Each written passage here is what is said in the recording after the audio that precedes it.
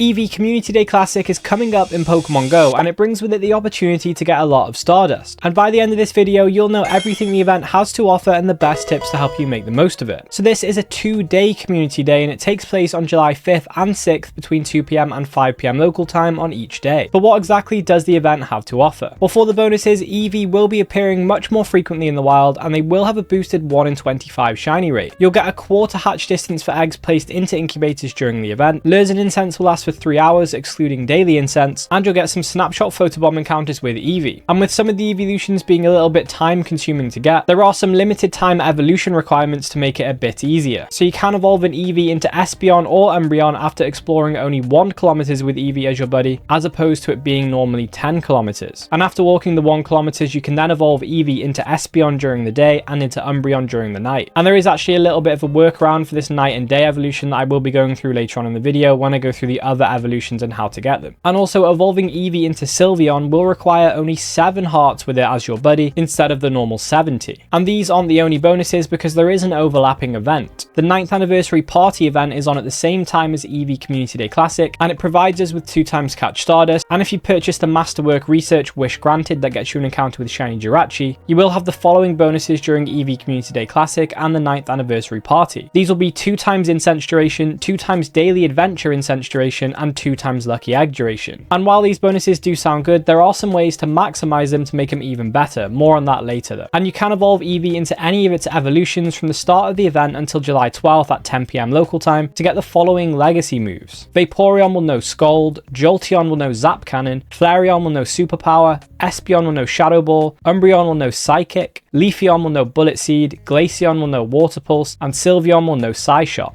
And worth noting as well that any Eevee core or hatch during this time will know the charged attack Last Resort. And I will be going through how good each of these Pokemon are with their legacy moves later on, so stay tuned for that. There will be field research to catch Eevee that will reward Stardust, Great Balls, and additional encounters with Eevee. And if you're lucky, you might find some field research that rewards encounters with Eevee that has the special Delightful Days background. And you can actually get a guaranteed encounter with Eevee with this background that also has the boosted 1 in 25 Community Day shiny rates from the week-long timed research that you'll get during the event. And the tasks for this research are pretty simple. You just need to catch a Pokemon on 5 different days following Community Day. And make sure to keep your biggest Eevee for Pokestop showcases that will be available throughout the event. And you can also purchase a $2 event ticket in the in-game shop, and it will get you additional encounters with Eevee, a premium battle pass, a rare candy XL, and 3 encounters with Eevee with the special seasonal background. This special research ticket will also be available for $2 in a Community Day box on the web store, and you will also get 2 bonus silver pinat berries with it. So if you are going to pick up the ticket, you may as well get it from the web store. And there is actually another way you can get a free special research with some free items as rewards. So to do this, you do need to head to the Niantic Campfire app and check the map of your local area to see if there are any meetups that are being specifically held by a community ambassador. Then when you get to the meetup, you can check in via the Niantic Campfire app and you will receive a special research. These researches do differ depending on the type of event you're meeting up for, and for Community Days in particular, you will be rewarded with 10 pinat berries for completing a party challenge. You'll get 5 Ultra Balls for trading 1 Pokemon. You'll get 5,000 XP for catching 30 Pokemon, and for completing all of these tasks, you will get 1 Lure Module, 1 Star Piece, and 1 Incense. So honestly, some pretty good rewards. So with all of the bonuses available, how can you make the most of them? Well, the main bonus for this event is actually quarter hatch distance, and there is a little trick you can do with this to get a lot of XP during the event if you prepare in a certain way. And this is by collecting 12 12-kilometer eggs from Team Go Rocket leaders before the event. Then when the event starts, you can incubate all of them, and they will hatch in only 3 kilometers or less if you use a super incubator. And being the largest distance eggs in the game, they do get you the most XP when hatched. You will get 4,000 XP per hatch, which is 8,000 XP per hatch with a lucky egg active. And hatching 12 of them in a batch will get you almost 100k XP. But perhaps even better is the 2 times catch Stardust bonus that you get from the 9th anniversary party event. With Star Pieces active, it will be 300 Stardust per catch, which can really rack up the Stardust if you're playing all 3 hours on both days. I would also recommend quick catching to increase the amount of Eevee you catch in a given time, and it's worth having a buddy that is at least at great buddy level so you can benefit from the catch assist, which if you don't know allows your buddy to rebound the Pokeball after you throw it at a Pokemon and it knocks it back. And a 2 times catch Stardust bonus is even better in a Community Day setting than it would be in a regular event, because the 3-hour Lure Module bonus mean that more trainers will be using Lure Modules. So in more densely populated areas, you often get a lot of Pokestops lured up, and this means that there are a lot more potential spawns from all of these lures, and therefore you will be able to catch more, get more XP, Stardust, and potentially shinies. points. So it is for this reason that I would highly recommend stocking up on Pokeballs as much as you can before the event, and if you have limited space you could probably drop some potions, revives and some berries so you can make space for Pokeballs, because this is a catching focused event. Stocking up on Pokeballs however could be difficult if you live in areas that don't have a large number of Pokestops. So for this I highly recommend opening the max amount of gifts that you can from your friends each day leading up to the event. It is also worth using incense during the event because again it will be lasting for 3 hours and it will help keep the flow of the Pokemon encounters more consistent if you happen to pass through an area with low spawns during your walk. Also, if you use multiple incense whilst Community Day is active, you can add an extra 3 hours to your incense per incense used. So worth doing this if you plan to continue playing after the event ends. Now as far as adventure effects go, there are quite a few options that will help you out in different situations or depending on what you want as a player. Firstly, you can use Origin Dialga's Roar of Time adventure effect to extend the duration of your lucky eggs, star pieces and incense that you use on the day. This means you will be able to benefit from those premium items for longer. Another option is using Origin Palkia's Spatial Rend adventure effect, which will extend the radius of which you can encounter Pokemon. This helps you reach more Eevee in a given area, and in particular it could be useful when walking in streets that are parallel to each other because you might be able to reach over and catch the Pokemon that are in the neighbouring streets without having to walk them. It's also really useful for reaching Pokemon in areas that you can't normally reach or places that are off limits that you can't get to. Now these are both really useful for Community Day, but you could also use Black and White Curem's adventure effects to help with catching. Firstly, Black Curem's adventure effect Freeze Shock will stop the Pokemon from moving around as much so you can catch them more easily. It also increases the catch rate of Pokemon by 25%. Alternatively though, White Curem's adventure effect slows down the catch circle when it becomes smaller. This can help you get excellent throws more consistently. This adventure effect does also increase catch rate by 50%. The catch rate increases from these adventure effects do also work with auto catches as well, so if you can't actively play the event then using an auto catcher with White Curem's adventure effect will be a good combination. So for this Community Day in particular, I would probably recommend using Origin Palkia's adventure effect. And there are actually some settings you can use that will speed up your gameplay and increase the amount of catches you get during the event. In the advanced settings, firstly you can turn on Remember Last Year's Pokeball. This is especially helpful when you want to use Great or Ultra Balls instead of Pokeballs to catch Pokemon, because it means each time you encounter another Pokemon, you will bring out a Great or an Ultra Ball at the start of the encounter instead of starting with a Pokeball every time and then having to navigate the menu to change it every time. And also selecting native refresh rate can also give you smoother gameplay because the refresh rate won't be capped based on the game, it'll be capped based on your phone. This however may drain your battery a bit quicker. And you can also download all game assets to speed up your encounters because you will have the assets downloaded to your phone and you won't have to load them every time. This can also reduce the amount of data you use when out playing. And as always, you can get a bit of extra XP and Stardust from taking part in Pokestop showcases. And if you do happen to rank highly, you can get premium items like lucky eggs and star pieces that you can use to get more XP and Stardust later down the line. And remember, if you can, try to do these showcases in more rural areas because there is less competition, so you've got more chance of winning. Now whilst this event is well worth playing for the bonuses, especially if you need Stardust, but are the event Pokemon any good? So most of the Eeveelutions don't really have any meta relevance, so they are mostly going to be for collections. But here are the highlights that you might want to go after. Umbreon has been relevant in the Ultra League in the past, and whilst not quite as relevant as it used to be, it is ranked 179. Unfortunately though, Last Resort isn't featured during this event for Umbreon, so if you do want to get that move for it for PvP, then you are going to have to use an Elite Charge TM. So Glaceon is a decent budget Ice type attacker, being the 18th best with Frost Breath and Avalanche. So if you haven't got any better Ice type attackers, or if you're a newer player to the game, it could be a good opportunity to pick this up. And lastly, Sylveon is not a bad budget Fairy type attacker as well, being the 21st best with Charm and Dazzling Gleam. It's also ranked 124 in the Master League. And if you do want one for Master League, then you are going to want to evolve it during the event or up to a week after to get the legacy move Psyshock. Either way though, you don't actually need to look for PvP IVs during this event because all three of the relevant Eeveelutions want 100% IVs to be at their best. And there are actually some CP values that indicate 100% IVs. So for research, you are looking for an Eevee with 459 CP, which is at level 15. From the wild at the max level of 30, this is without a weather boost, you're looking for 918 CP. And max level with a partly cloudy weather boost at level 35 will be 994 CP. Other than these values I've mentioned, I do recommend checking your inventory regularly with a 4-star search to see if you picked up any hundos. It's especially worth doing this before transferring any. But how do you evolve Eevee into each of its Eeveelutions? Well, there are actually a couple of ways. First, you need 25 candy to evolve an Eevee, and evolving into Jolteon, Vaporeon or Flareon is completely random as shown by the question mark on the evolution button. For Espeon and Umbreon, you do need to make Eevee your buddy, and normally you have to walk 10 kilometers, which will be reduced to 1 kilometers for this event and up to a week following. And evolving into Espeon requires the day, and evolving into Umbreon requires the night after you've done this walking requirement. And do remember to check the evolution silhouette on the evolve button to make sure it is going to evolve into the one you want before you do the evolution, because it can be a little bit vague as to what the exact time the game registers day and night. However, as I mentioned, there is a workaround for this day and night evolution, and this is through Duskmane and Dawnwing's Necrozma. So the signature moves for these Pokemon have adventure effects. Duskmane Necrozma's Sunsteel Strike firstly spawns Pokemon that spawn in the day to your location, but more importantly, it does allow the evolution of Pokemon that require the day no matter what time of day it is. This is the same for Dawnwing's Necrozma's Moongeist Beam, but for nighttime Pokemon. So if you do have the resources to do so, using these adventure effects is an option for evolving Eevee into Espeon and into Umbreon. Now for Glaceon and Leafeon, you do need to evolve Eevee when you're near an active Glacial or Mossy Lure module respectively. You can actually get these items when you win showcases, you can purchase them from the in-game shop, and occasionally they are rewards from research. And normally the most time consuming of these Eeveelutions is evolving Eevee into Sylveon. Normally for this you do need to make Sylveon your buddy and earn 70 buddy hearts with it before you can evolve it. This however has been reduced to only 7 hearts for this event, so it will be a lot easier and quicker. And you can get buddy hearts from various activities with your buddy, like feeding it, playing with it, and taking a snapshot amongst others. Now there is an even easier method of evolving all of these Eeveelutions and a way that guarantees the evolution that you want. This is especially helpful for Jolteon, Vaporeon and Flareon in particular because they are random. This method is the name trick, and before I get into it, it's worth knowing that you can only do this once, and I would consider saving it for the level 42 requirements where you need to evolve Eevee into each of its Eeveelutions. Saving the name trick for this will make it a lot easier when you come to do it. Alternatively though, you could also save this for evolving shinies because you will generally have less shinies, so it's definitely useful to make sure the evolution is the one you want exactly. So how does the name trick work? Well, all you need is any Eevee, enough candy to evolve it, which is 25 per evolution, and you do need to change the name of Eevee to a specific nickname before you evolve it. So the nickname for Jolteon is Sparky, for Vaporeon it's Raina, for Flareon it's Pyro, for Umbreon you want Tamao, Sakura for Espeon, Linnea for Leafeon, Rhea for Glaceon, and Kira for Sylveon. And if you aren't sure if the name trick will work, or if you can't remember if you've done it before, once you change the name of the Eevee to the name that you want, you can then check the evolution silhouette on the evolve button to see if it's changed to the Eeveelution that you want. If it has changed to that, it means that that will be the guaranteed evolution. And if you are looking to power up any of these Pokemon, you will need more Eevee candy. So I do recommend using Pinap berries to increase candy gains, and you can Mega Evolve a Pokemon that shares a type with the Pokemon you're catching to increase the amount of candy, Candy XL, and XP you get per catch. And as Eevee is a normal type, you could Mega Evolve Pidgeot, Kangaskhan, Lopunny, or Ordino. And remember to pick whichever one you have at the max Mega level to get more candy, XP, and chance for Candy XL. And trading can also get you some extra candy depending on the distance between the locations where the two Pokemon were caught. 10 kilometers or below will get you 1 candy and a 10% chance for Candy XL. Between 10 kilometers and 99.9 will get you 2 candy and a 25% chance for Candy XL. And if the distance is over 100 kilometers, you'll get 3 candy and a guaranteed Candy XL. Remember, you can also do an extra special trade per day this season because of the seasonal bonus. Another option if you have space in your Pokemon storage is to hold on to as many Eevee as you possibly can and then transfer all of them during a 2x transfer candy spotlight hour, and the next one is coming up on the 22nd at 6 PM featuring Jigglypuff. And to level up to level 49 you do need 35 platinum medals, and luckily community days happen to be some of the best events to get medals. So as Eevee is a normal type, this is a great event to get your platinum school kid medal if you haven't got it yet. And with the large amounts of Eevee candy that you will be able to get from this event, it could be worth evolving some of them to work on your platinum scientist medal. Eggs will be hatching in a quarter of normal distance, so a good chance to hatch some eggs to work on your platinum breeder medal. With lure modules lasting for 3 hours, it's a good time to work on your platinum picnicker medal, especially if you play in populated areas, because there's a good chance people will be catching off your lures. Remember, you will get snapshot photobomb encounters with Eevee during this event, and that'll help you progress your cameraman platinum medal. And if you don't know how to get a snapshot photobomb, you just need to go to a Pokemon in your inventory or your buddy Pokemon, click on the camera icon and take a picture of the Pokemon. Then on that picture, Eevee will photobomb it, and when you go back to the overworld map, it will spawn at your avatar's location. And from the 9th anniversary party event, there is an increased chance to become lucky friends and an increased chance to get lucky Pokemon in trades. So it's definitely worth trading some Eevee, and this will help you towards your platinum gentleman and pilot medals. And there are most likely going to be more spawns during this event because of the lure modules, so you might have more chance of running into double XL and double XS Eevee, and this will help you with your jumbo and tiny collector medals. With showcases being available, it's a good chance to work on your showcase star medal if you happen to win. Getting this medal to platinum is the only way to get an encounter with PhD Pikachu. And as the field research is always easy to do on Community Day, it's usually just catch 3 of the featured Pokemon. It can be very helpful with getting your Pokemon Ranger Platinum medal. And generally field research is always worth doing to get Hundos or Shundos because of the 10-10-10 IV floor. And with that said, if you do want to know more about other events going on this month in Pokemon Go, then I recommend checking out one of these videos on the screen now, and I'll catch you in the next one.